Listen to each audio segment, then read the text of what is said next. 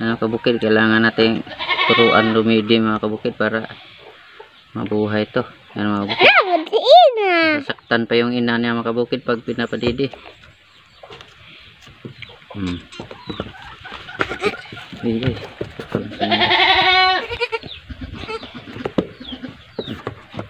Tikitoy pa oh.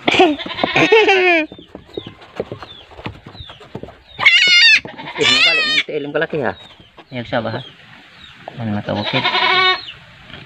Ayan na. Busog na mga kabukid.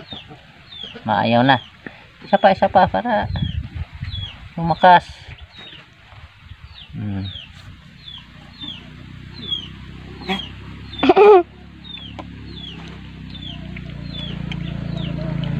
Tama na muna mga kabukid. Ayos lang.